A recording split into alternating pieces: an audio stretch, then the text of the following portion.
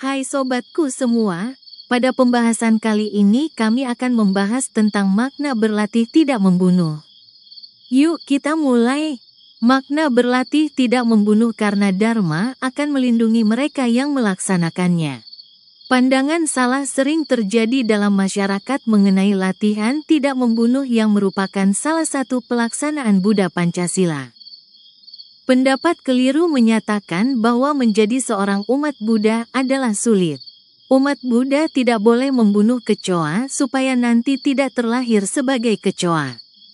Tidak boleh membunuh tikus, supaya nanti ia tidak dilahirkan kembali sebagai tikus.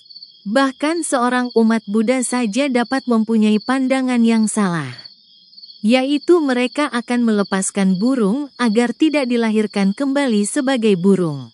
Mereka juga tidak melakukan pembunuhan pada semut karena takut terlahir sebagai semut. Pola pikir seperti ini adalah merupakan pola pikir yang salah. Kalau memang benar membunuh kecoa dapat terlahir kembali menjadi kecoa atau membunuh semut dapat terlahir kembali menjadi semut, maka mungkin orang akan berlomba untuk membunuh makhluk yang baik-baik agar ia dapat terlahir sebagai makhluk yang baik pula. Mungkin ia akan membunuh seorang raja agar ia dapat dilahirkan kembali sebagai seorang raja. Ia mungkin akan membunuh para bintang film agar ia pun dapat dibangkitkan kembali sebagai bintang film atau yang lainnya lagi. Hal ini jelas merupakan pandangan keliru. Terdapat pandangan salah lain yang berkembang dalam masyarakat.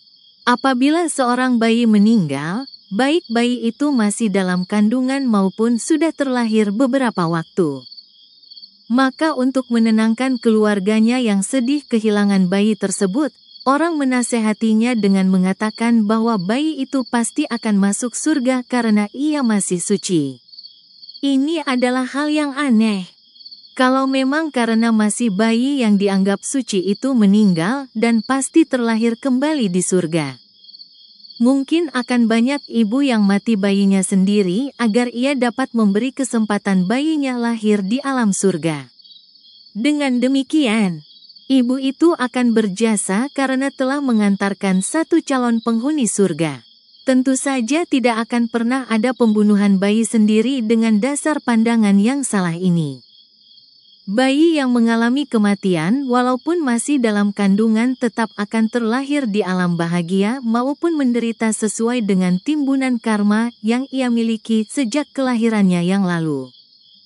Bayi dalam pandangan Buddha Dhamma sudah tidak suci lagi sejak dalam kandungan.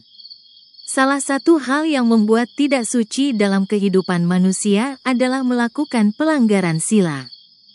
Dalam ajaran Sang Buddha dikenal adanya 5 latihan kemoralan. 5 latihan kemoralan atau Buddha Pancasila seperti yang diterangkan pada Anguttara Nikaya 3.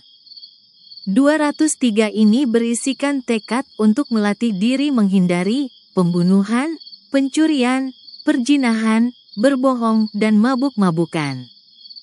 Salah satu hal yang akan dibicarakan dan dibahas dalam kesempatan ini adalah latihan yang pertama, yaitu latihan untuk mengurangi pembunuhan. Dalam Buddha Dhamma, objek pembunuhan bukan hanya manusia saja, melainkan mencakup semua makhluk. Sikap atau pandangan hidup seperti ini kadang menjadi sumber permasalahan ketika seorang umat Buddha berpacaran dengan orang yang berbeda keyakinan atau agamanya. Pada saat mereka berpacaran, bila ada seekor nyamuk yang datang mengganggu, maka umat Buddha akan berusaha untuk mempertahankan kehidupan nyamuk itu, dan ia akan membiarkan nyamuk itu tetap hidup.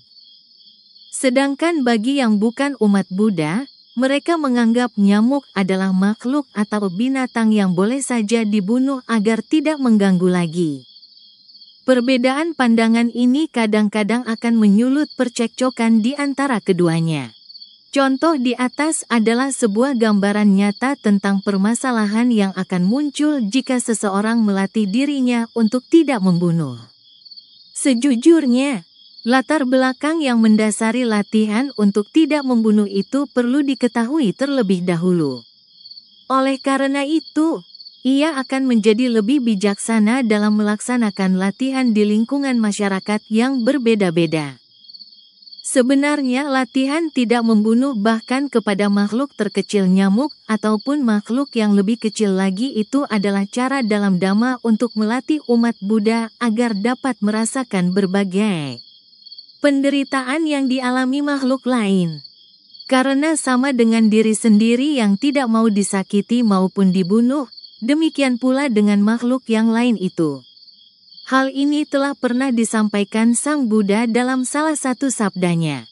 Beliau menyampaikan bahwa setelah seseorang berkeliling, maka ia akan mengetahui bahwa semua makhluk mencintai kehidupannya sendiri.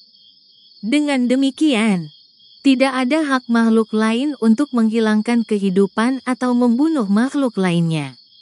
Semua makhluk gemetar ketakutan menghadapi kematian, begitu pula dengan diri kita semua. Kita akan selalu menghindar dan gemetar terhadap bencana serta ancaman. Dengan melihat makhluk yang akan dibunuh di tempat penjagalan hewan, maka orang hendaknya juga menyadari bahwa semua makhluk yang akan dijadikan korban itu pun akan meronta dan melakukan pemberontakan kekuatan. Mereka menghadapi ketakutan akan penderitaan dan kematian. Sungguh sangat tertidur. Dengan belajar dari makhluk yang sederhana seperti nyamuk, kecoa, sapi, kambing DLSB, maka orang akan bisa memperluas objek perhatiannya pada manusia. Sama dengan diri sendiri, manusia yang lain pun merasakan ketakutan menghadapi penderitaan dan kematian.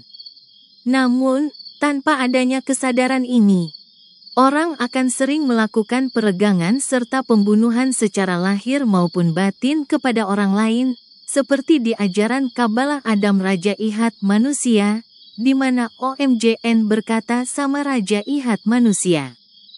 Lihatlah wahai anakku Raja Ihat manusia, semua karya buah pikiranku ini sangat indah dan baik untuk kamu huni dan kamu tempati, tetapi ingat si Paingotu, jangan kau rusak, jagalah itu semua.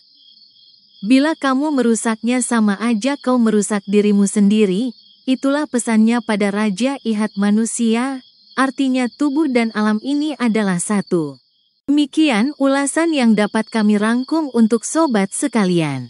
Terima kasih sudah menyimak video ini, jangan lupa subscribe, like dan komen ya.